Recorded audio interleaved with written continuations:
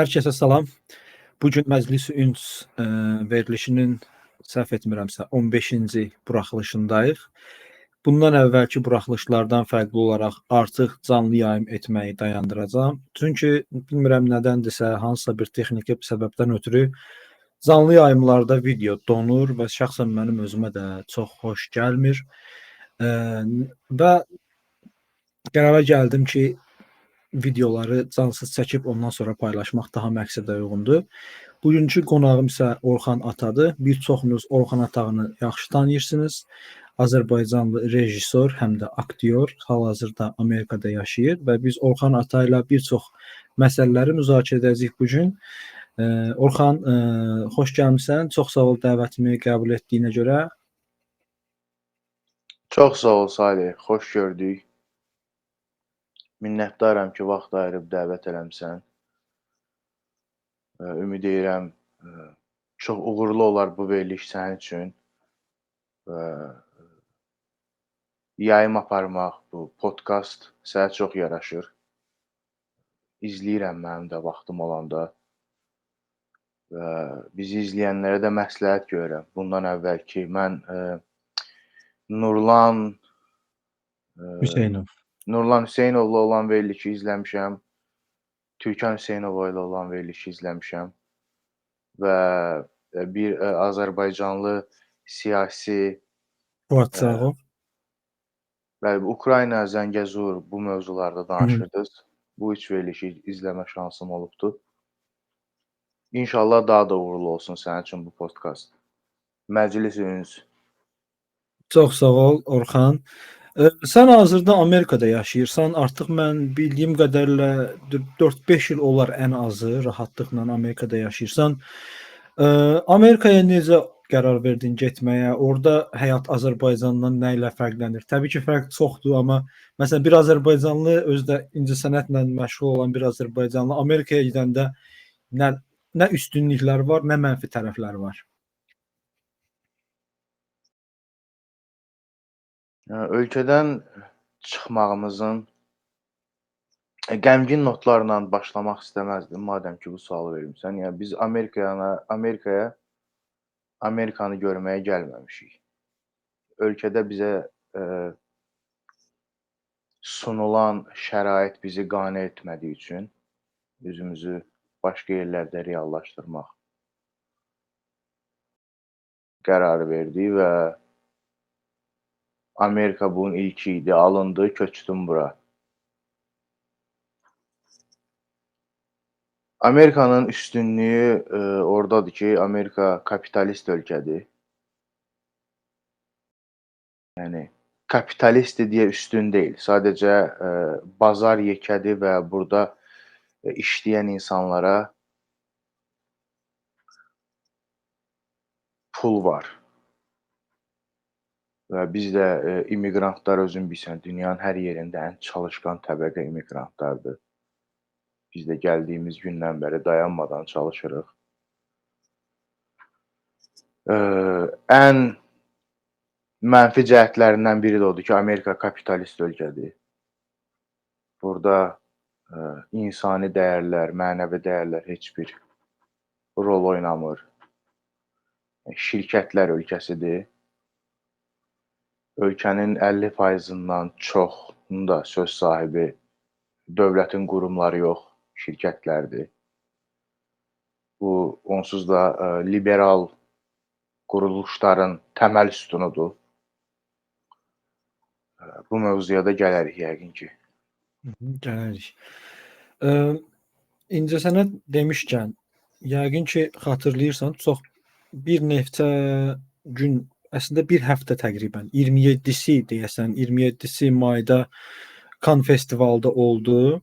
Artıq hadisələr o qədər sürətlə cərəyan edir ki, 27 maydan bir həftə falan keçib, mənə gəlir ki, illər əvvəl olub.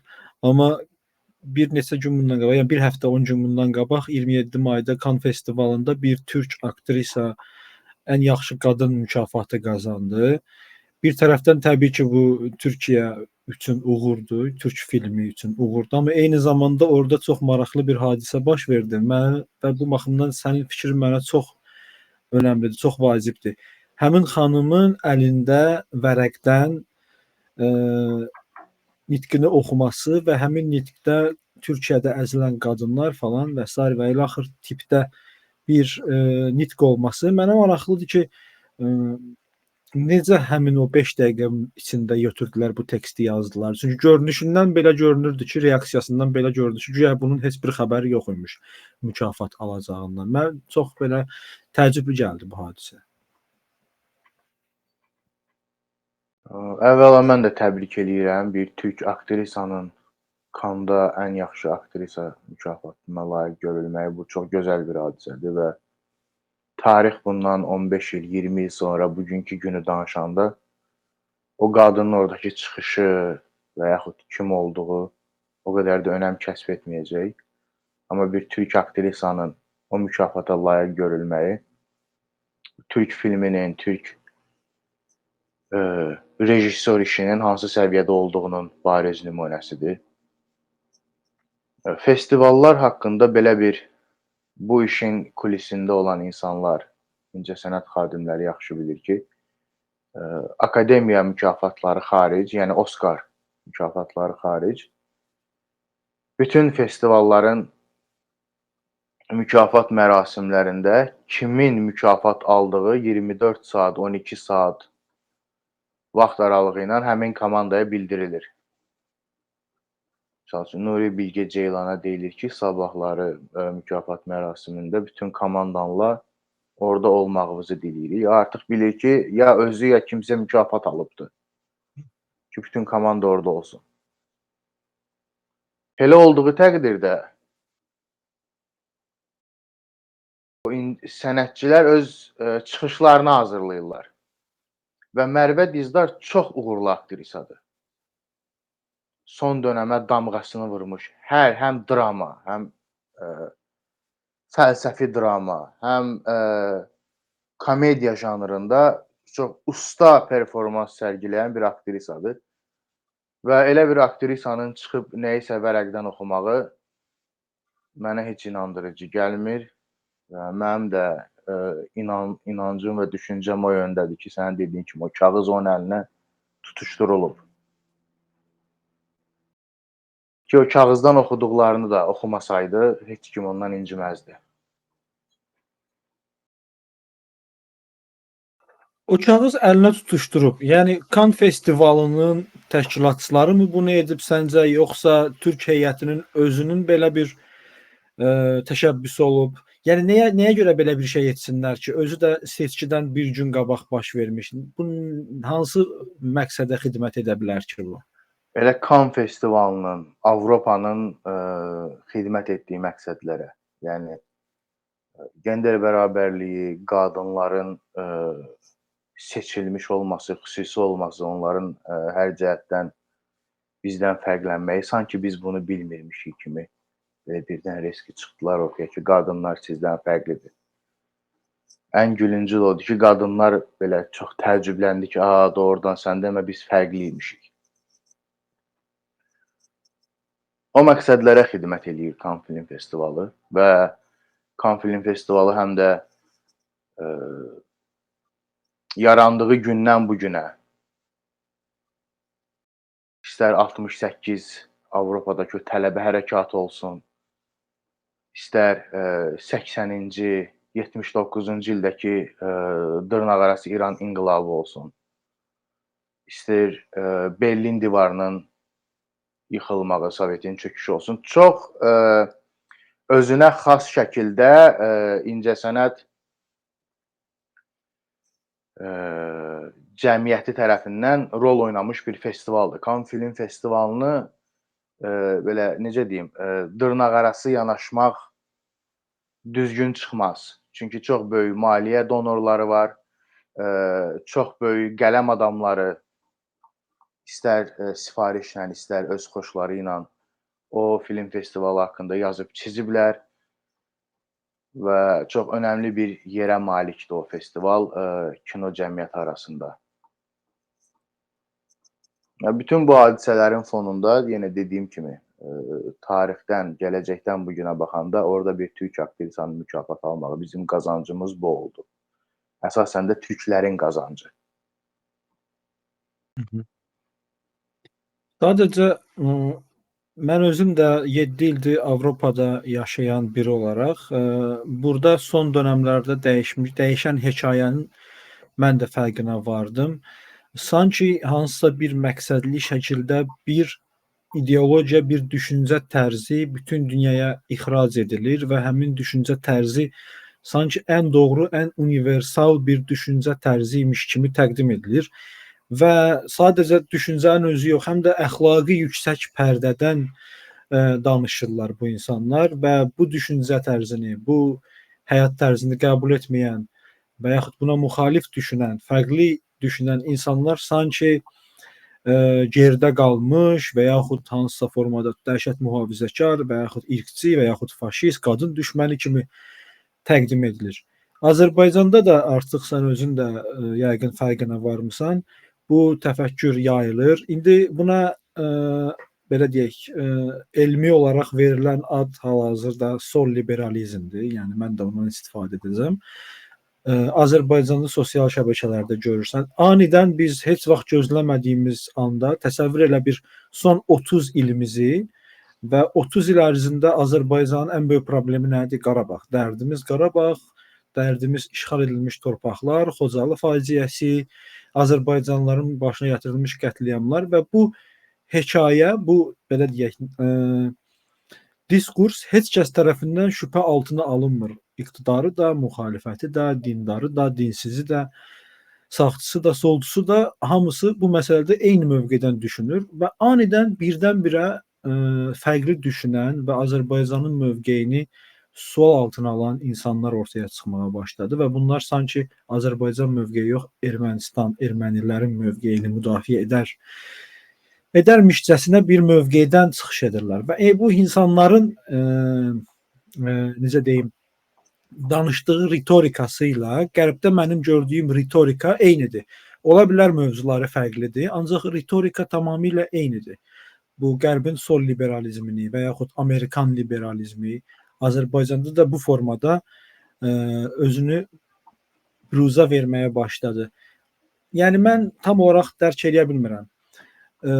Bu hədəf nədir, məqsəd nədir, nəyə görə belə bir şey ortaya çıxarıldı, bizim ölkədə nə işi var bu insanların, bu tuta bilməmişəm, bu əlaqələri, nöqtələri əlaqələndirə bilməmişəm hələ mən öz beynimdə.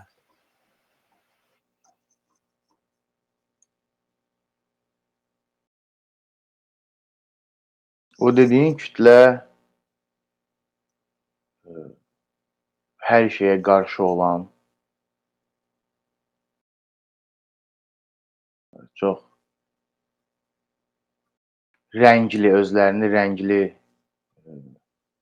kimi qələmə verən bir kütlədir və bu adamların sayı çox deyil. Ən maraqlısı odur ki, sayı çox olmayan bir güruhun səsi necə bu qədər çox çıxır. Və həqiqətən də səsləri dəhşət çox çıxır. O qədər çox çıxır ki, o sənin dediyin kimi insanları bullyingə məruz qoyurlar. Onlar kimi fikirləşməyənlərə istədikləri teldən təhqir, alçaltma və bu insanlar həm də azadlıq yanlısı, azad sözün bayraqdarlardılar və öz millətini, öz ölkəsini təhqir eləyir. Hər şərtdə, heç bir şeylə razılaşmır.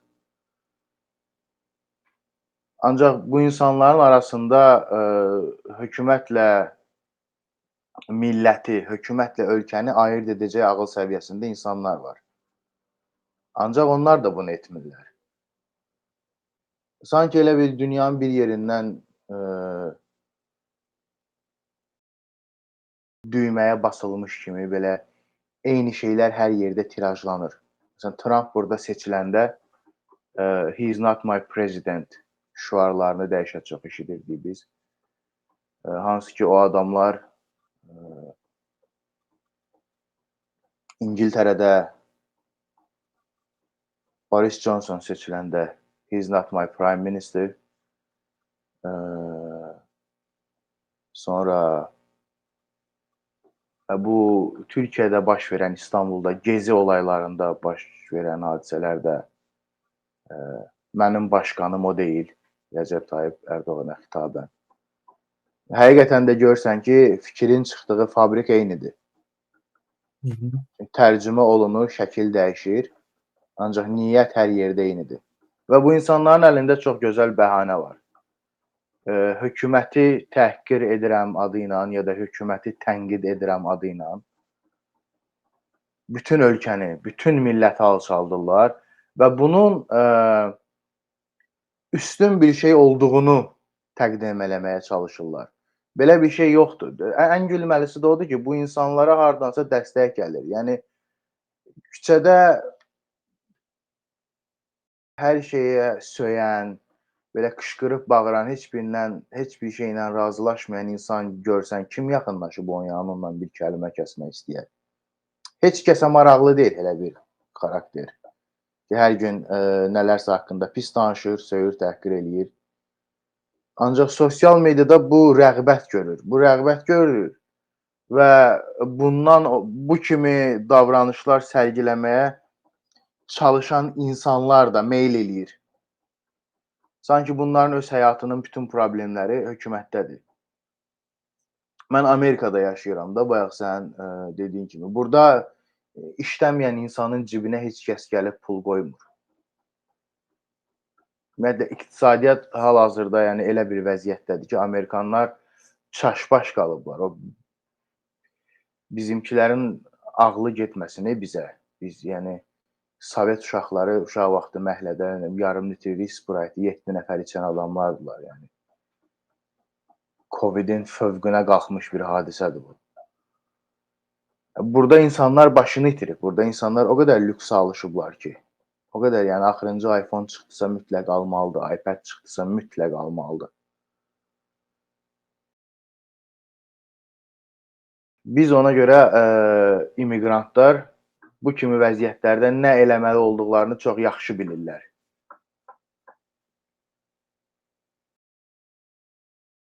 Və Amerikadan, Avropadan yüksələn bu narahatçılıq nidaları ki var, Avropalı gənc əvvəl neyniyirdi? Məktəbi qurtarırdı. Dövlət ya da hər hansı bir sosial dərnək, qeyri-hökumət təşkilatı onun dünyanı gəzib görməsi üçün ona Azərbaycan dilində onun... Erasmus'u deyirsən? Yox, hər hansı ona elə bir ki, burs verir. Bizdə nə tələbələrin aldığı pula nə deyirlər? Dövlət onlara pul verir. Təqaüd. Təqaüd, ay yaşa. Gözəl də sözdür. Onlara təqaüd verirdilər ki, mənim bir çox elə Avropalı tanışım var ki, dövlət təqaüd verir, gedir Afrikanı gəzir, orada nə bilim bulaqdan su doldurur, hansı uşağa verir, elə bilir ki, dünyanı gözəlləşdirdi də, yəni hər şey bundan asılıymış. Yəni Danimarkalılar və Norveçlilər dünyanın mərkəzindədir, bütün hadisələrin mərkəzindədir. Özlərini elə görürlər o adamlar. O adamlar özlərini həqiqətən qurtarıcı kimi görürlər. Çünki onların televizorları, mediaları bizdən daha çox media terrora məruz qalmış bir qövm Avropalılardır, Amerikalılardır. Onları aldatdıqları qədər bizi aldatmırlar. Avropalı həqiqətən də elə bilir ki, bütün hadisələrin mərkəzində budur. Çünki durur, TV deyir ki, Danimarkada hər şey bomba kimidir, amma qonşuluqda hamı pis gündə yaşayır. Ona görə sən bəlkə nəsə kömək eləyə bilərsən. Ala bu mərciməyi apar Afrikaya. Halbuki Afrikanı sən ac qoymusan. Ən maraqlısı da odur ki, bütün dəyərləri, milləti, ölkəni təhqir eləyən insanlar rəğbət görür. İnsan havalanmalıdır. Belə bir şeyə rəğbət bəsləmək üçün ağlını itirməlidir.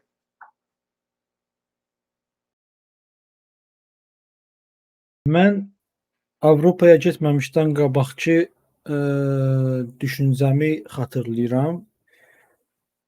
Bu səviyyəyə gəlib çatmasam da ümumilikdə bir neqativ Azərbaycan haqqında bu ölkədən çıxıb getməliyik, başımızı götürüb qaçmalıyıq düşüncəsi mənə də hakim kəsilmişdi. Bu baxımdan mən ölkədən getmək istəyən, özünə xaricdə həyat axtaran adamları qınaya bilmərəm. Bu təbii ki, çox insani bir hissdir.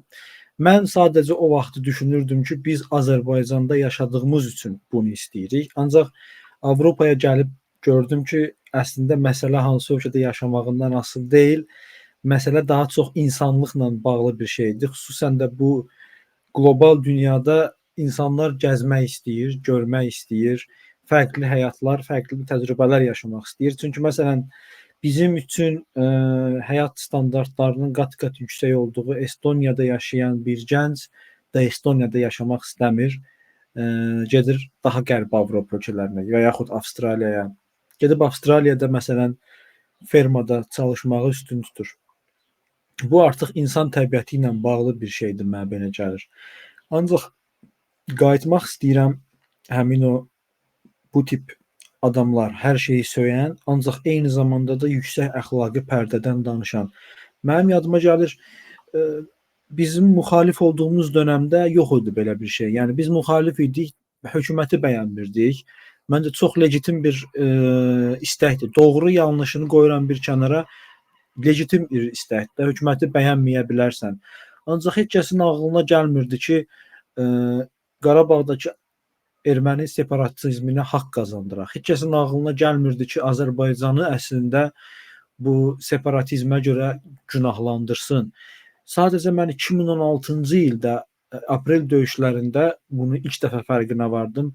Mən açıq-aşkar ordunun tərəfini tutdum və yüngülvari linç edildim. Hamı suallar verməyə başladı ki, Salih niyə milliyyətçilik eləyir? Mən də anlamırdım ki, əzizim, nə milliyyətçiliyi? Çox məntiqi bir mövqeyini müdafiə edirəm da. Mən bunun milliyyətçiliklə heç bir əlaqəsi də yoxdur. Sənin torpağın işğal olunub, sən də onu geri almağa çalışırsan. Amma üzərindən 7 il keçdi və artıq bu insanlar daha çoxdur. Bir tərəfdən də baxırsan necə qərblilərin özlərinin də dünyaya münasibətdə yüksək pərdədən danışmağı. Bunlar ən doğru cəmiyyəti qurublar, ən ideal cəmiyyəti qurublar. Bütün insan haqları ancaq bunlarda tətbiq edilir və bunlar kimi olmayan bütün cəmiyyətlər sanki şeytandır. Və həmin düşüncənin Azərbaycanda proyeksiya edilmiş forması da budur. Mən yazmışdım Twitterdə bu yaxınlarda ki, bəs Kürdləri diskriminasiya etdiyi deyilən Türkiyədə vitse-prezident Kürddür. Götürüb yazıblar ki, bir nəfər bunu demək əxlaqsızlıqdır. Rəcəb Tayyib Ərdoğanın adamı olan Kürdlə Kürd xalqı eyni deyil falan filan. Belə əcaib bir düşüncədir. Demək istədiyimi yəqin ki, anlayırsan da. Sualımı tam formülə eləyə bilmirəm, bunun fərqindəyəm. Çünki ortada sual yoxdur. Çox qəribə bir situasiya var. Mən izah eləyə bilmirəm bu nədir? Necə bizə gəldi, çıxdı bu məsələ? Salih, sənə deyim ki, izah olunası bir şey də yoxdur. Ortada sual yoxdur. Bu bugünə qədər bütün insan yaşayan hər yerdə, istər ideoloji tərəf olsun, istər iqtisadi tərəf olsun, istər mədəni, incəsənət tərəf olsun, tələb təklif üzərindən yaranıbdır. Bugün bu dünyada xüsusən pandemiyadan sonra ki, pandemiya əslində bizim bildiyimiz kimi bir xəstəlik yayıldı, belə bir tam başqa mənaları var. Onu izah eləmək üçün mənim kəlmə ehtiyatım yetməyə bilər. Amma bu pandemiyadan sonra xüsusən bu küresel iqtisadiyyatın dizaynerləri, küresel pulun baronları tələb təklifi yox eləyib, təklif tələb üzərindən bir hərəkətə keçdilər. Yəni ortalıqda bir təklif var ki, göy qurşağı bayraqlı insanlar hər yerdə qəbul görməlidir və bunun üçün tələb formalaşdırırlar. Sifarişlə qələm insanları çıxır, nələrsə yazır. Siyasi, ictimai fiqurlar çıxıb TV-lərdə, radiolarda nələrsə danışır. Və belə-belə tələb formalaşdırmağa çalışırlar ki, əslində siz bilmirsiniz, Bu çox vacib, lazımlı, gərəkli bir şeydir. Yox, insanlar hər şeyi yaxşı bilir. İnsanlar hər şeyi çox gözəl bilir və bu insanların eee, bayaqlar deyirsən, izah eləyə bilmirəm. O izah olunmazlığın səbəbi bilirsən nədir?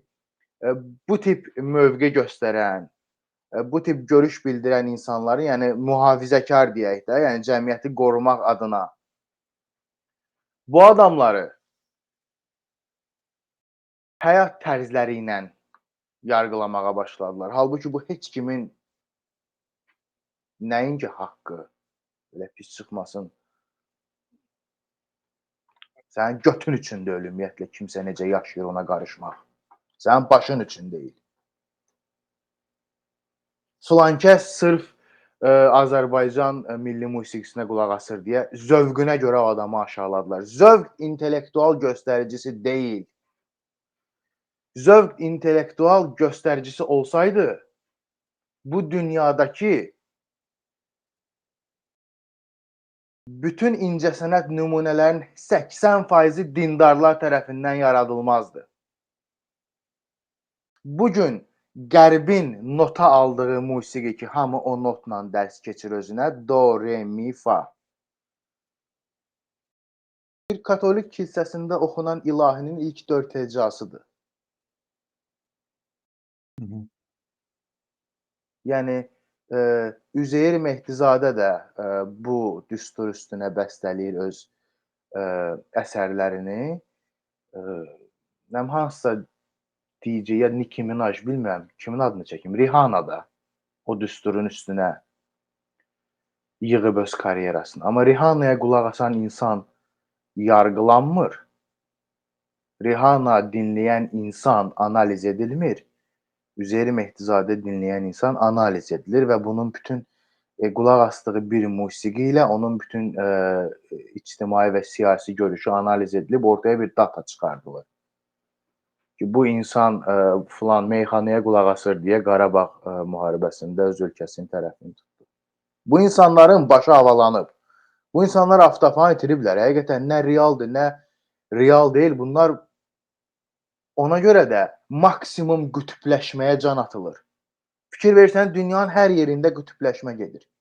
Hər yerində. Litvallar da öz aralarında qütbləşir. Afrikalıya ikisinin də çörəyi yoxdur. O belə öz arasında qütbləşir.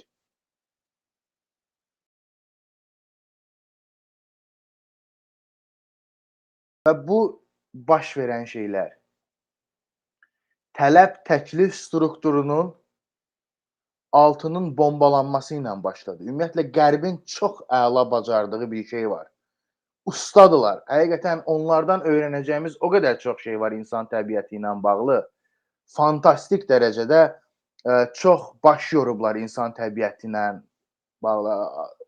Yəni adicə bir insan ayaq üstə suyu hansı əhval-ruhiyyədə içir, gəzə-gəzə suyu hansı əhval-ruhiyyədə içir, ora qədər gediblər də. Yəni araşdırmalar mövcuddur bu haqda.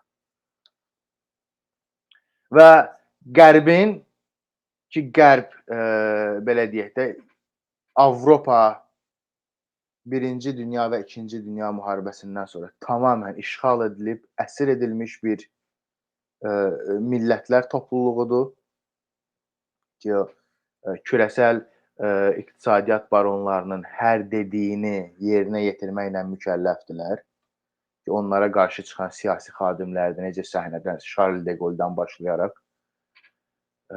onlar necə çox ustalıqla və sonuncularından biri Berlusconi idi. Almaniya kansleri, Merkeldən əvvəlki Almaniya kansleri var idi. Onun adını keçən dəfə də səninlə görüşümüzdə yada sala bilmədim.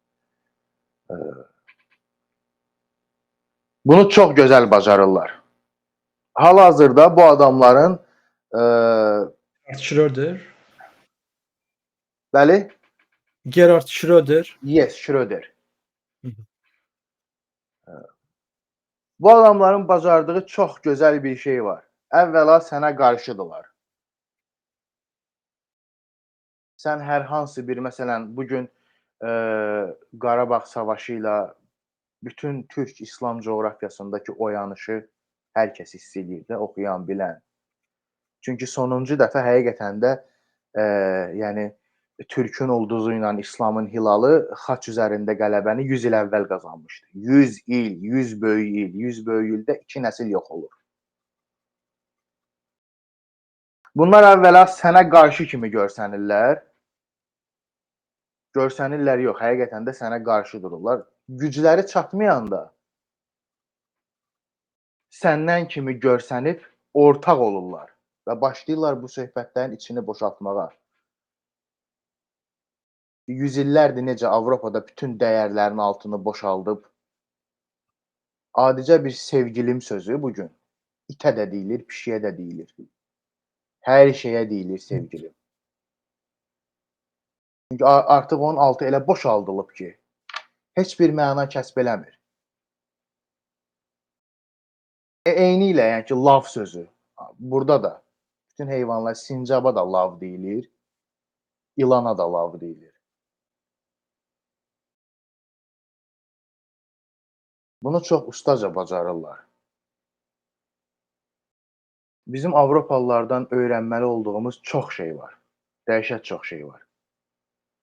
Onun başlıcası disiplindir, hədəfə fokus olmaqdır ki, o barədə həqiqətən çox böyük nümunələr var Qərb dünyasında.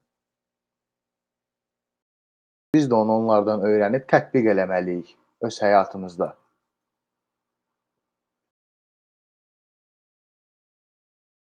Bu qərbdə dəyərlərin altının boşaldılması, bizim üçün önəmli sayılan dəyərlərin artıq orada heç bir dəyərinin qalmaması. İndi Azərbaycanda da belə bir hərəkat başlayıb da, hər şeyə gözdən aşağı, yuxarıdan aşağı baxan. Məsələn, Azərbaycanda hələ də insanlar üçün vətən, millət, bayraq, nə bilim, ailə, ailəni müdafiə etmək, ana, bacı, bu söhbətlər hələ də önəmlidir. Və mən də əslində İnşallah ki, bir ömür boyu da önəmli olaraq qalacaq. mən də Ailə əslində institutunun qorunmağı. hərəkatın içindəydim, sonra mənim ağlım başıma gəldi.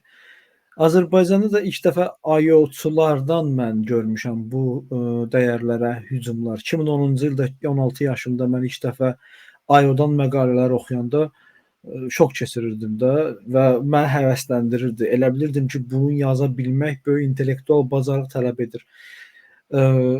Və Qərbdə artıq bu tamamlanıb. Məsələn, burada bayaq adını çəkdiyim, sadaladığım prinsiplər, dəyərlər əhəmiyyəti yoxdur. Hətta baxırsan, bu statistikalar aparılır, öz ölkən üçün savaşarsanmı və əhalinin böyük əksəriyyəti Finlərdən başqa Avropadakı digər bütün xalqların hamısı demək olar ki, savaşmaram deyir. Amma bizim ölkələr, şərq Finlandiyalılar ölkələri onu Sinelmana borcludular. Bax, o hal-hazırda sahib olduqları görüşü. onun da ətraflı izah edərsən. Biz bunu müdafiə etməliyik. Mənə belə gəlir ki, biz bunu qorumalıyıq. İtirmək olmaz belə bir şeyləri. Yəni yəni insanlara ana bacı deyib gülürlər. Bu ideyanı, bu fikri aşağılayırlar. Ola bilər ki, bəlkə də bu ideyanı müdafiə edən insanlar onu kobud şəkildə müdafiə etmiş ola bilər. Ancaq bunu aşağılayırlar və sənin dediyin kimi gözdən salmaq, dəyərdən salmağa çalışırlar. Mən bunu məncə qorumalıyıq. Mənə belə gəlir ki, bunlardan imtina etmək doğru bir şey deyil. Bu gün Azərbaycanda və bizim kimi dünya görüşünə, mədəniyyətə sahib bənzər ölkələrdə ailə institutunun 1000 illərin filtrindən keçib gəldiyini əvvəla biz bilməliyik. 1000 illik bir imtahandan keçən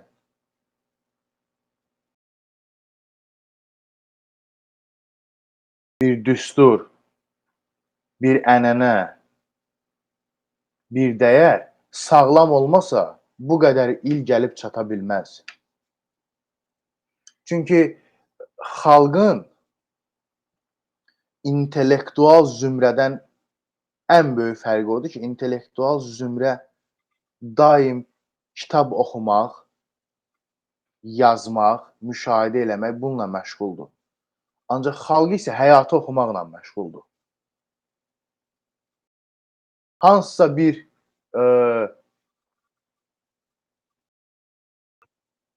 rayon yerində, kənd toyunda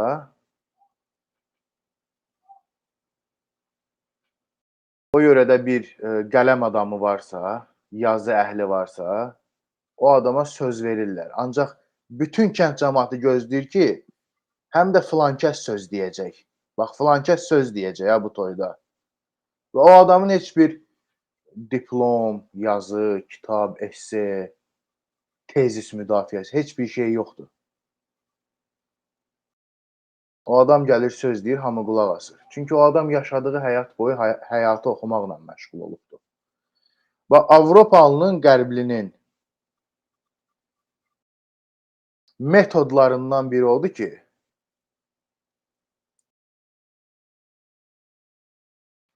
oxuma yazma bilməyən bir insanı data kimi göstərir. Filan yerdə bu qədər adam oxuma yazma bilmir. Misal üçün, bugün Azərbaycanın hər hansı bir rayonunu götürək. Misal üçün, Gəncə ya da Şamaxı, hər hansı. Orada bu qədər insan, nə bilim, intellektual göstəricilərə görə 1-dən 100-ə qədər deyək ki, 50-nin altında qalır. Amma o Gəncədən çıxmış Nizami Gəncəvi 5 dənə xəmsə yazır, 5000 il bəsdir o Gəncəyə. Bax, data kimi götürəndə bunu da götürməyə lazımdır. Şərqli belə eləyir. Şərqli üçün cahil onu götürüb onun üstünə bir tezis gəlişdirmək bu metod deyil. Bu Qərblinin metodudur. O şəxs Kraliça Viktoriyanın əmri ilə bütün dünyaya yayıldılar. Səbəb də odur ki, cəmaət, nə bilim, Afrikada cəmaət lüt gəzir, yəni vilka bıçaqdan istifadə eləməsin də.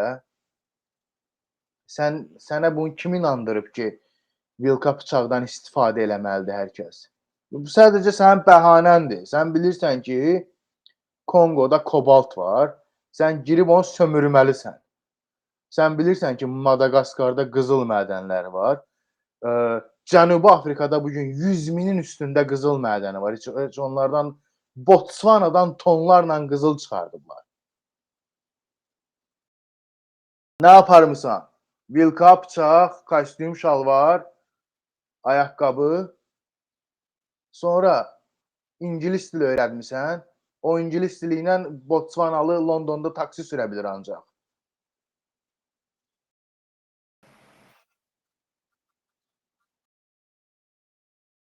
Birinci Dünya müharibəsinin başlama səbəbi o artıq necə deyim, bəzi serialların, filmlərin belə komedik replikasına çevrilib. Müharibənin başlamaq üçün qurban lazım idi. Qurbanı da şəhzadədən seçdik. Avstriya, Macarıstan şəhzadəsini öldürürlər də, səhv eləmirəmsə. Ferdinand adında bir nəfəri. Yəni adamlar etiraf eləyir. Adamlar etiraf edir ki, bəhanə lazım idi. Çünki küresel pul tacirləri o qədər böyümüşdülər ki, artıq dövlətləri idarə edirdilər. Bu artıq rəsmiyyətə tökülməli idi. Və Birinci Dünya müharibəsi başlayır. Avropalılar girir bir-birinə. Müharibə qutarandan sonra biz indi ayılırıq ki, sən demə Birinci Dünya müharibəsindən sonra Osmanlını parçaladılar. Türk xanədanlığını yendirdilər. Dalıca Orta Asiyadakı bütün Türk coğrafiyasını Ruslara pay elədilər. İrandakı 1000 illik Azərbaycan hökumətinə, Qacar xanədanına 1923-də son qoydular. Fars xanədanı qurdular. Və Çinin öz istəyi yox idi. Çinə Şərqi Türkistanı pay eləyib ki, Şərqi Türkistan 50-ci illərə qədər vuruşdu. Yəni Stalin ordu göndərdi, uğursuz oldu. Mao ordu göndərdi, uğursuz oldu. Birləşib Şərqi Türkistanı Çinə verdilər və Çini Birləşmiş Millətlərə üzv etdilər. Birinci Dünya müharibəsinin oxunmalı olan tərəfi budur bizə görə. Mənə nə var Ferdinanddan? Mənə nə var 3-cü Napoleon arvadından?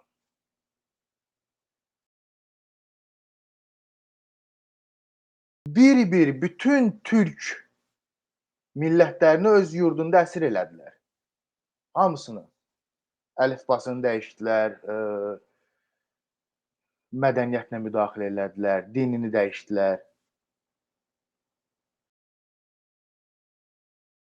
Bizim görməli olduğumuz şey budur və bütün xanədanları yox elədilər. Birinci Dünya müharibəsinin simvolik olaraq xanədanlar saxlanıldı. Skandinaviyada baş xanədan Britaniya, Windsorlar ailəsi özlərinə seçilmiş, ingiliscə Royal Blood, kutlu kan sahibi deyirlər.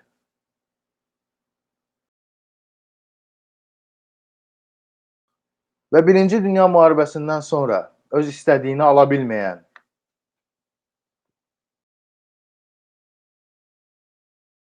küresel iqtisadiyyat tacirləri İkinci Dünya müharibəsini başlatdılar. Bu barədə çox maraqlı bir şey deyəcəm.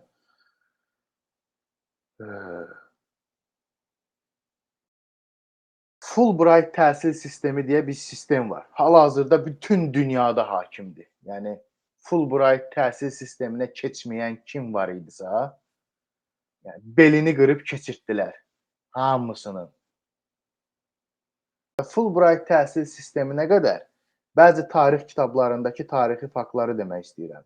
Misal üçün, 1941-ci ildə Türkiyə Fulbright təhsil sisteminə keçib. O günə qədər türk tarix kitablarında Sultan Məhəmməd Alparslanın Malazgirtə 1071-də girişi türklərin Anadoluya ikinci gəlişi kimi qeyd olunur. Bunu araşdırmaq lazımdır. Ancaq Fulbright türklərin Anadoluya ilk dəfə gəlişini 1071-ci ildə Səlcuqlularla elə qələmə alır. Halbuki bu yaxınlarda Türkiyənin Tarsus əyalətində 5000 illik türk yazıtları tapıldı.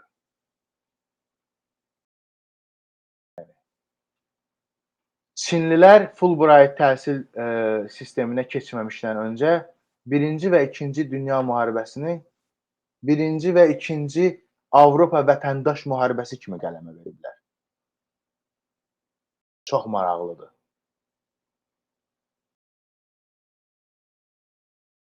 Ancaq indi elə deyil, indi dünya müharibəsi kimi qeyd olunur. Yəni bu adamların elədikləri hər şey dünyanı əlaqədar edir. Bu adamlar buna inanırlar. Bu adamlar həqiqətən də bugün Avropada o 5 dənə xanədanın varisi olan dövlətlər ki, Britaniya, Fransa, Almaniya, bugün Amerika inanırlar ki,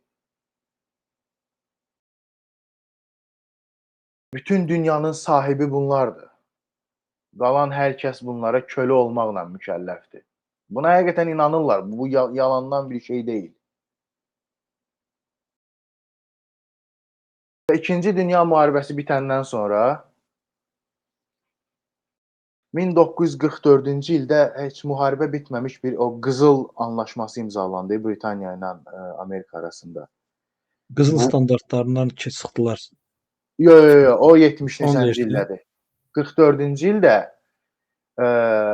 dünya ticarət valyutası olaraq dollar və sterlin. Ki, yəni sən bugün Hindistandan gəmi ilə çıxıb harasa getməyəcəksən, alver eləməyə, nəsə satıb almağa. Özünlə qızıl aparma. Qızılı filan yerdə banka qoy, sənin qızılın olsun. Mən o qədər sənə dollar ya da ehtiyacıma görə sterlin kəsim verim.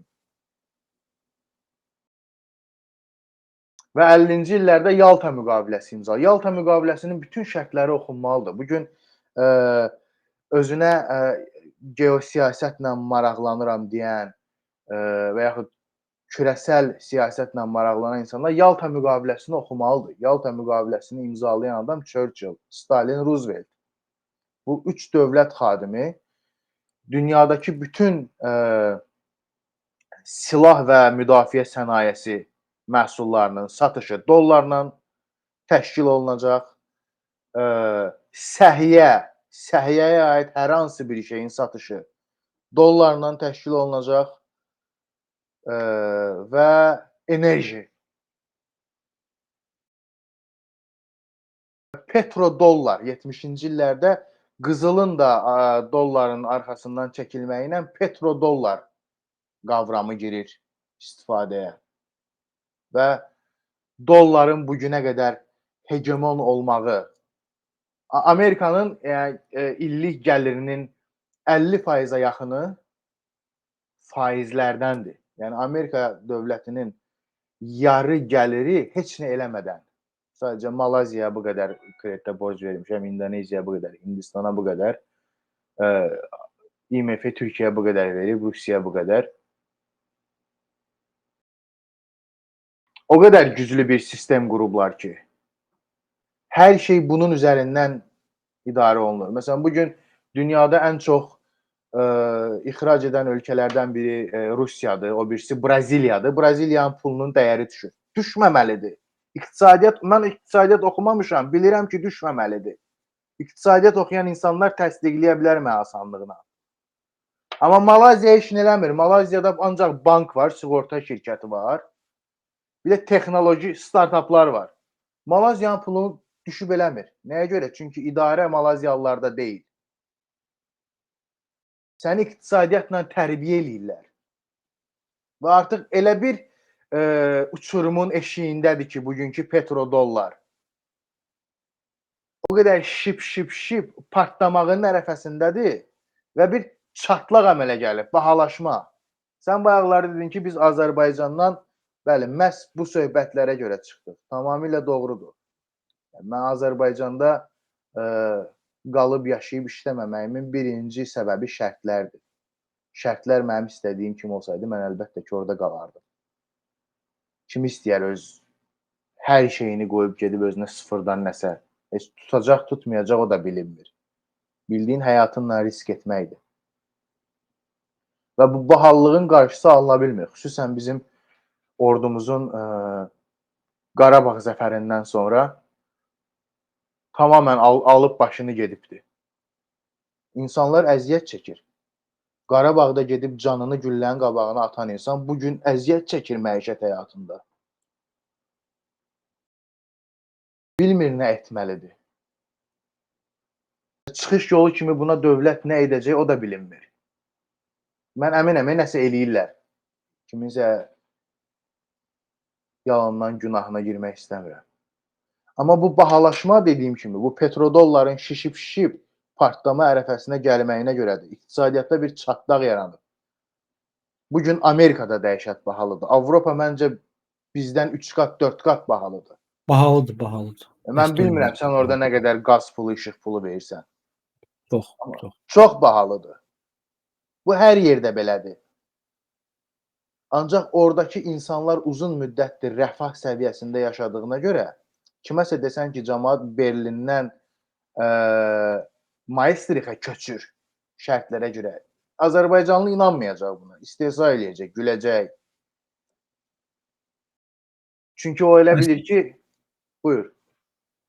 Mən əslində bu məsələ ilə bağlı bir, necə deyim, Dünya Bankının klassifikasiyasını demək istəyirəm. Yadıma gəlir, bir il əvvəl də yazmışdım bunu ki, hal-hazırda Dünya Bankının klassifikasiyasına əsasən orta gəlirli ölkələr, bilirsən hansı ölkələr hesab olunur? Adam başına düşən milli gəliri 1036 dollardan 4045 dollara qədər olan, yəni ümumdaxili məhsul adam başına illik maksimum 1036 minimum, maksimum 4045 dollar olan ölkələrə Dünya Bankı bugün orta gəlirli ölkə kimi klassifikasiya edir. Təsəvvür elə ki, 4035, 4045 ən yaxşı halda heç nədir bu? 4045-dən yuxarı 12535 dollara qədər isə yüksək orta gəlirli ölkələr sırasındadır. Azərbaycan hazırda yüksək orta gəlirli bir dövlətdir. Ancaq məsələ ondadır ki, həqiqətən də bu az puldur. Başa düşürsən, 12.000 də indiki dünyanın şərtlərində illik orta gəlirin 12.000 dollardırsa, bu sən yaxşı yaşamırsan deməkdir. Baxırsan qərb dövlətlərinə, bu klubun üzvü olan dövlətlərə, məsələn Estoniya cəmi 30 il əvvəl ortaya çıxmış, pulunu özü kəsməyən, ordusu olmayan, balaca 1.3 milyon əhalisi olan bir ölkənin illik ümumdaxili məhsulu, adam başına ümumdaxili məhsulu 30 min dollara yaxındır. Necə baş verdi bu? Estonlar həqiqətən də mi özünə məxsus super ağıllı insanlardır? Mən artıq əgər düzgün iqtisadi siyasət həyata keçirsək, məhkəmələri doğru düzəltsək, nə bilim demokratiyaya keçsək, iqtisadiyyatımız inkişaf edəcək, yalanını qəbul etmirəm. Yoxdur belə bir dünya. Yoxdur belə bir dünya. Azərbaycanlılar estonlardan da yaxşı işləyir. Əhalisi də daha çoxdur Azərbaycanın. Yəni Azərbaycan bütün normal şərtlərdə Azərbaycanlılar daha yaxşı yaşamalıdır. Pul da çoxdur. Estonlar niyə yaxşı yaşayır? Hə, burada korrupsiya bizdəki kimi yox deyirlər. Burada da korrupsiya var. Sadəcə aşağı səviyyələrdə. Dünyadakı ən böyük pul yuma, money laundering korrupsiyalarından biri bu yaxınlarda Tallinn'də Danske Bank'da baş verdi. Milyardlar yuyurmuşlar. Yəni belə. Və mən artıq başa düşdüm ki, yaxşı yaşamaq üçün bir klubun üzvü olmalısan, sənin dediyin kimi. Qərb Amerikanın liderliyini çəkdiyi Biden'ın o demokratiya sammiti var idi, çağırırdı ölkələri. Hansı ölkələri çağırırdısa, o artıq klubun üzvü kimi qəbul edir, ya da üzvlüyə namizəd kimi də. Həmin üzvü olmalısan, ondan sonra yaxşı yaşayasan. Necə olur qardaşım? Azərbaycan bir tərəf hələ ki, Türkiyə tarixinin ən belə çox eksport etdiyi dönəmlərini yaşayır Türkiyə. Ən çox mal ixrac etdiyi dönəmdir Türkiyənin.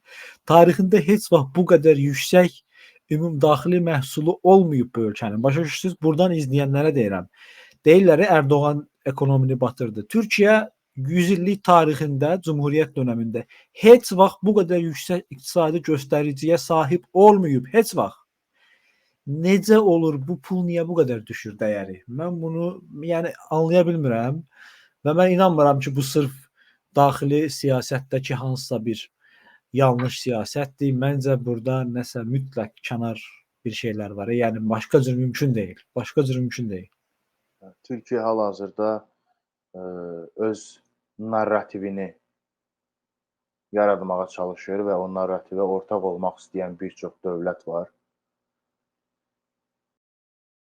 Problem də budur. Sən ortaq bir qlobal pul tacirlərinin qoyduğu narrativi izləməlisən. Sən bundan xaricdə heç bir narrativin ola bilməz. Sənin ümumiyyətlə düşüncən ola bilməz. Çünki sənin yeri və hər şeyi düşünüblər. Sənin yeri və hər şeyi veriblər. Sən sadəcə seçməklə mükəlləfsən. Bu adamların bayaqdan tərifləyirik bu qərbləri, Avropalıları. İzləyənlər də bizi düz başa düşsünlər. Çünki o qədər böyük manipulativ ağlın yiyəsidirlər ki, bunları tanımaq lazımdır. Yəni, kürəsəl bir elitokratiya var və o dünyanın hər yerində bütün ideologiyalara hakimdir. Çünki elitokratiya boşluq qaldırmır. Boşluq onun xarakterinə, fıtratına tərsdir. Bugün dünyanın ən məşhur sağ düşüncəli, mühafizəkar qələm adamı da o elitokratiyanın maliyyələşdirdiyi insandır. Yəni Slavoj Žižek də, Jordan Peterson da bilərək ya da bilməyərək dolayı yollardan eyni narrativə xidmət edirlər. Bu adamların ən üstün olduqları yer buradır. Sən bu narrativə qarşı çıxanda səni əvvələ iqtisadiyyatla tərbiyə eləməyə çalışırlar. hansısa məişət həyatında önəmli olan kartofun qiymətini qaldırırlar və bu eyni anda 5000 TV, bloq, qəzet hamısı tirajlayır bunu.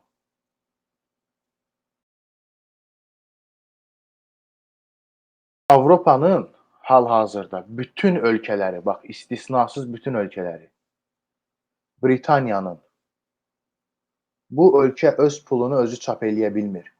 Bu ölkənin bankı əsir alınıbdır. London City adlı bir cırtdan dövlət, hansı ki bu Windsor xanədanlığı birbaşa bu dövlətə City bağlıdır. of London, onu deyirsən?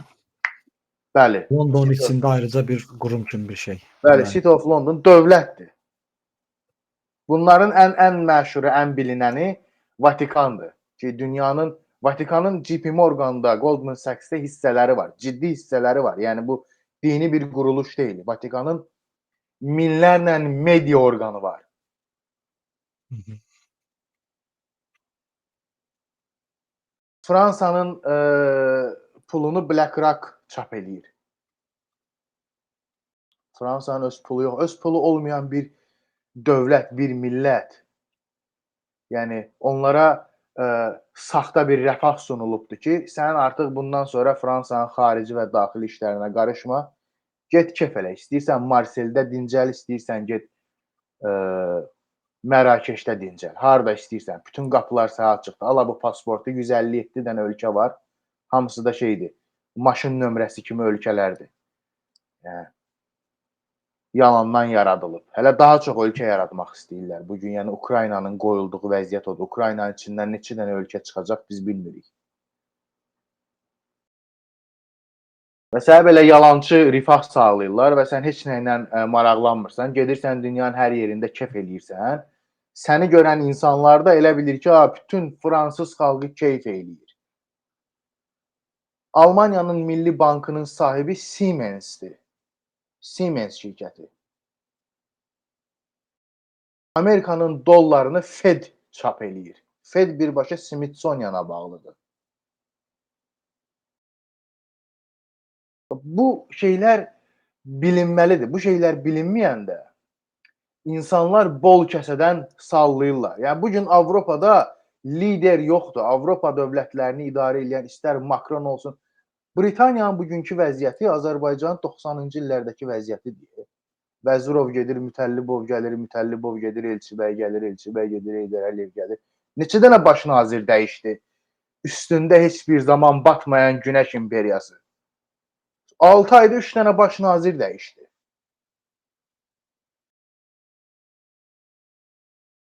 Belə mırta dəyişirlər bu adamlar, bu baş naziri. Fikir versən, millətin heç nədən xəbəri yoxdur. Əslində var. Sadəcə o media bizə servis edilmir. İngiltərənin içində İngiltərəni sevən milyonlarla insan var. Almaniyada Almaniyanın bu günə qalmağını istəməyən milyonlarla Alman var. Bizə o şərh edilmir. Bizə bilsən nə şərh edilir, nə tirajlanır. Conchita, həm məməşi var, həm saqqalı var. Çıxır hansısa şeydə mahnı oxuyur. Olur birinci. Bu tirajlanır. Ki müasirlik budur. Hə, müasirlik odur, mən razıyam. Çünki müasirlik götü başı açıq bir qavramdır. Altına nə yığırsan dolur. Ancaq mədəniyyət o deyil. Mədəniyyət başqa bir şeydir. Son 100 ildə öz əhalisinin 50%-ni qətl eləmiş bir Avropa bugün mədəniyyət sancaqları ola bilməz. Namizəd ola bilər ona maksimum. Namizədin namizəd ola bilər. Bu adamlar gəmilərə adam doldurub gedib satıblar dünyanın hər yerində. Hollandiya bugün quldarlıq elədiyi 17 ölkədən üzr istədi. Əvəzində siz nə elədi? 100 milyon pul ayırdılar. O ölkələrdə quldarlıq muzeyləri yaranıb xalqı maarifləndirəcəklər güya. O 100 milyonu ver o ölkələrə. Tazminat kimi. Mənəvi zədə kimi. Vurduğun zədənin əvəzi olaraq ver o pulu o ölkələrə. O ölkələr hara xərcləyər özləri bilər. Sənə qalmayıb hansısa ölkədə muzey qurub hələ bir elədiyin şeyi də orada sərgiləyirsən ki, biz sizi gəmiyə doldurub aparıb satmışıq. Bu üssüzlüyün, arsızlığın hansı mərtəbəsidir? Və bütün bunların fonunda Avropa hələ də o insan növünü inkubator kimi çıxarmağa davam eləyir. Öz ölkəsini, öz vətəndaşını, öz millətini söyən, özündən iyrənən bir insan növü və bu hər yerdə rəğbət görür.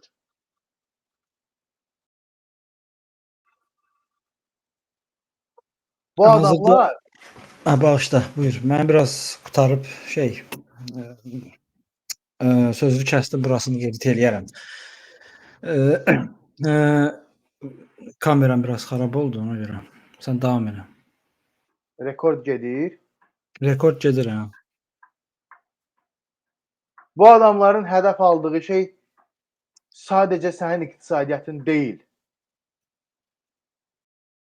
Sənin dilin, sənin mədəniyyətin, sənin kültürün, sənin adət-ənənən, sənin dinin. Hər şeyin altını boşaltmaqla məşğuldurlar bu adamlar. Artıq heç bir şey ifadə eləmir. Sənin mədəniyyətin heç bir şey ifadə eləmir, sənin dilin heç bir şey ifadə eləmir. Sən dili və başqa dillərdən sözlər salmağa can atırsan. Və elə bilirsən ki, sən yenilikçisən, sən artıq sən eləmirsən. Sənə verilən bir seçim var.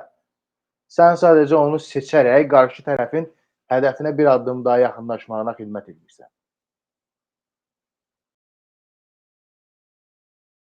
Elə bir qlobal sistem qurublar ki, insanlar bilməyərəkdən xidmət edir. Yəni, bugün bizim əlimizdə istifadə elədiyimiz ağıllı telefonlar var.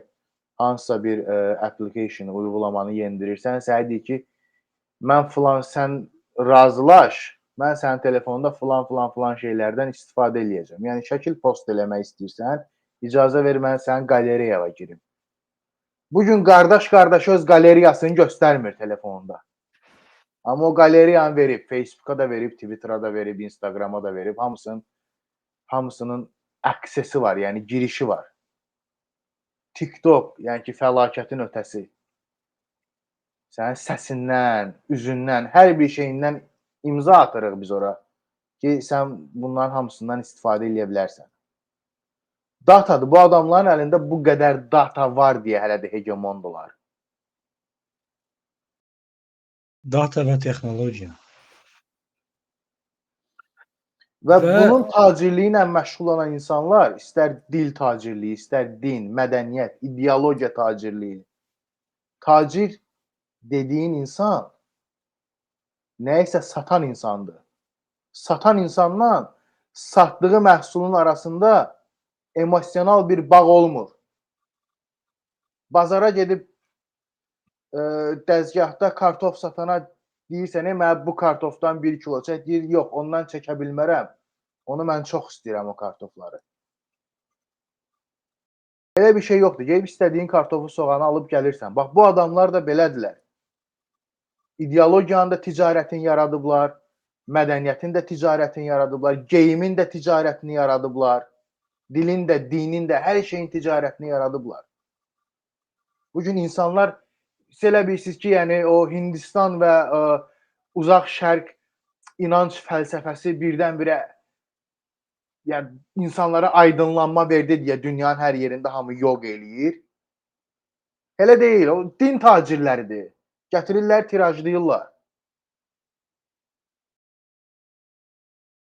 Kim nəyə inanır, nəyə inanmır? Həqiqətən mənim şərh verdiyim mövzu bu deyil. Mənim nəzər nöqtəsi etmək istədiyim mövzu odur ki, bunlar sənə seçənək olaraq gəlir. Sən elə bilirsən ki, sən nəsə tapdın. Kakoyta aşvaganda, nə bilim, skidrapudva belə gəldi, səni aydınlatdı. Dediyi şey də nədir? Çöldə düşman yoxdur, düşman içimizdədir. Necə yəni yoxdur? 20% torpağım işğal altındadır. Hansı Zərdablı inanar bu yalana? Bu yalana ancaq Bakılı inana bilər. Şəhərin mərkəzində qalan bulvarda, Targovda gəzən insan yana bilər ki, mən çöldə düşmənim yoxdur, hamısı içimdədir. Yoxdur, cəmaatın Füzulidə başına bomba düşür. Qırad atırlar ha ki, cəmaatın başına Tovuzda. Nə düşmən içimdədir? Gicdallaqsınız siz. Və bu qədər ideologiya, dil, din, hər şeyin ticarətini edən insanlar bu bütün hamısı Avropadan, Avropa mərkəzli və əksəriyyəti də Avropalı yəhudilər tərəfindən törədilmiş ideologiyalardır. Mən bu günə qədər bir dənə yəhudi, bir dənə Avropalı, Amerikalı, Kanadalı, Avstraliyalı görməmişəm ideologiya üçün yaşayan, əqidə üçün yaşayan, həyatında hansısa ali bir hədəf olan insanla rastlaşmamışam mən. 20-dən çox ölkə gəzmişəm. Bunların 10-unda yaşamışam. Bunlar bizim üçündür. Bizim üçün kəsilib biçilmiş bazar məhsullarıdır.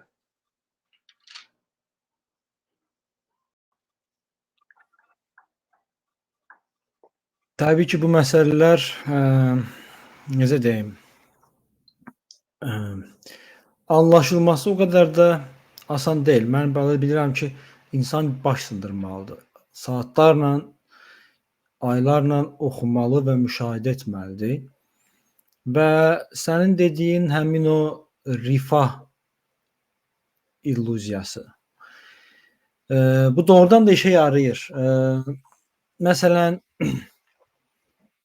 ortalama bir Avropalı gənc doğulur, məktəbə gedir, dost tanışınla vaxtını keçirdir, universitetə oxuyur, sevgilisi olur, bir-iki dənə drama yaşayır, universiteti qurtarır, amma həmən işə başlamaq haqqında düşünmür, biraz dünyanı səyahət etmək istəyir, Instagramda şəkil paylaşır, sonra evlənmir, yəni yaşayır özü üçün.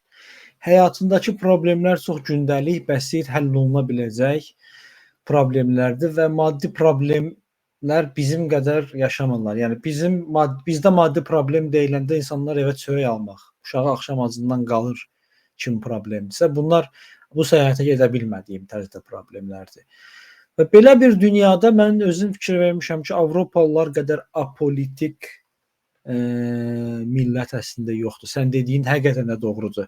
İdeologiya, nə bilim, fərqli düşün, nə bilim, millətçilik, sosializm, liberalizm yoxdur. Belə dərdləri yoxdur bunların. Rahat yaşayırlar və çox da veclərinə deyil. Əgər statistikaya baxsan, seçkilərdə iştirak o qədər aşağıdır ki, qərb ölkələrində. Yəni rəsmən kimin seçiləcəyi bunların vecinə deyil. Və hakimiyyətə gələn partiyalarda əslində əhalinin 25-30%-nin verdiyi səslə gəlirlər və onlar da əslində illərdir ki, sistem partiyalardır və çox maraqlı və kompleks, çox mürəkkəb bir illüziya yaradıblar. Demokratiya illüziyası və buna görə də belə ahkam kəsirlər ki, bəs biz belə bir sistem qurmuşuq, sizdə isə o yoxdur, bizdə həqiqətən də yoxdur. Biz avtoritarlığın klassik formasıdır Azərbaycanda. Bunlarda isə mürəkkəb avtoritarlıqdır, kompleks avtoritarlıqdır, illüziyadır və pulun gücünə, rifahın gücünə də bunu qurublar. İndi təbii ki, 22-23 yaşında bir Azərbaycanlıya sən bunu izah etdirə bilməzsən. O deyəcək ki, mən də istəyirəm bunu eləmək. Bu çox təbiidir, bu çox anlaşılan bir şeydir.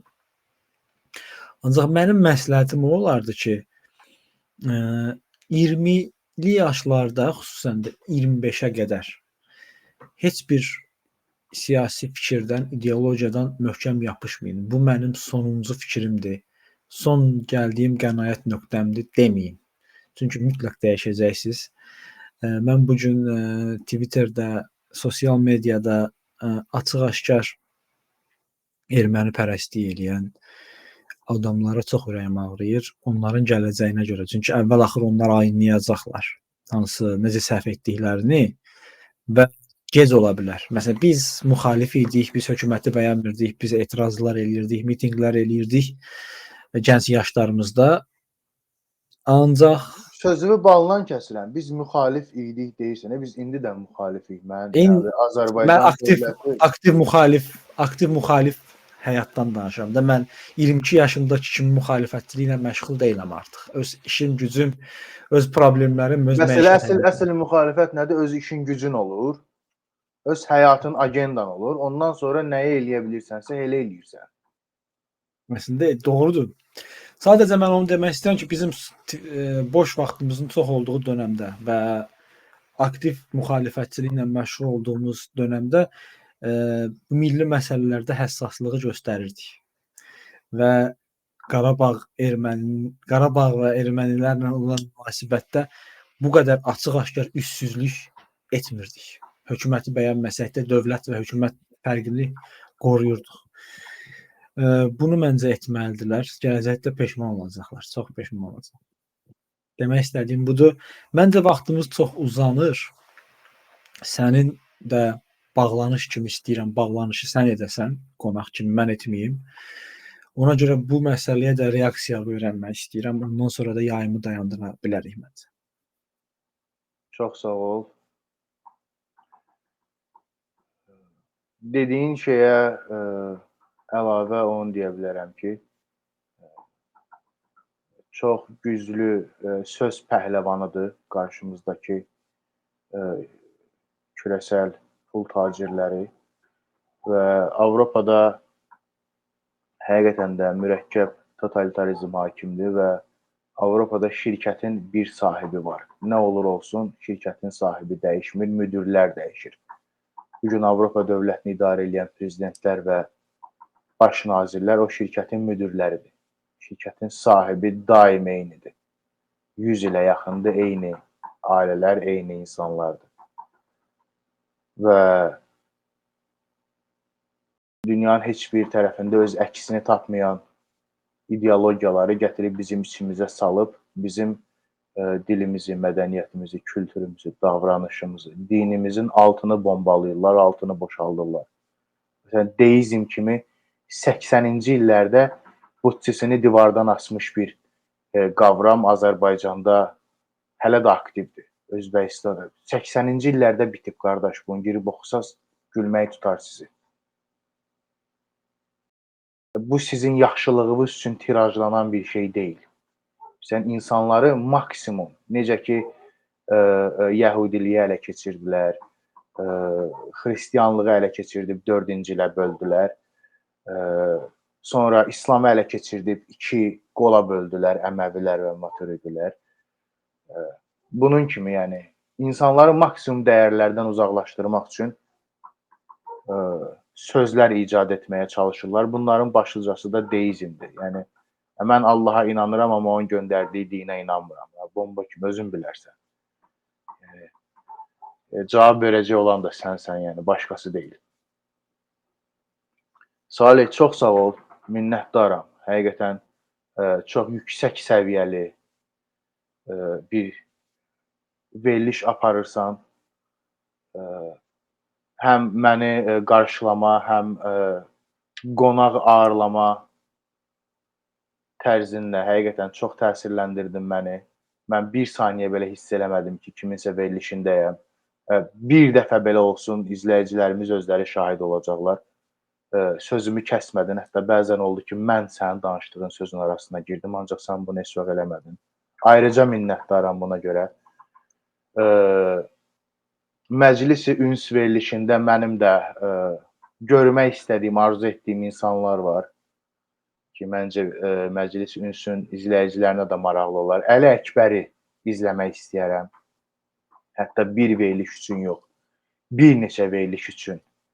Çünki Əli Əkbər çox önəmli bir qələm insanıdır, çox önəmli bir fikir sahibidir. Onun sayəsində bir çox insan öz yaşadığı həyatdan, öz gördüyü baxış bucağından, Əli Əkbərdən təsirlənib dəyişmiş insanlar var. Çox şahid olmuşam. 3 ildir, 4 ildir də olmaqdayam. Əli Əkbərin Mənəvi üstünlüyün gör-bagör olmağı adlı bir yazısı var. O bugün bizim danışdığımız tayfaya demək olar ki, o düyün düşmüş kəndirə rəsmən qılıncı ortadan vurub darmadağın eləyibdi. o yazını oxuyan insanlar artıq qəflət yuxusundan ayılırlar ki, sən demə mənəvi üstünlük deyilən bir şey yox imiş. Bu insanlar sadəcə Avropaya daha tez ayaq açıblar deyə oradan götürdüyü terminlərlə burada sosial mediada ağalıq edirlərmiş. Əli Əkbər haqqında çox danışa bilərəm. Hətta ayrıca bir veriliş edə bilərəm onun haqqında. Əli Əkbərdən savayı Royal Paşayevi məclis ünsüdə görüb dinləmək istərəm. Bu qədər. Minnətdaram sənə Salih. Ümid edirəm ki, veriliş sənin üçün çox uğurlu olacaq və davamı gəlsin.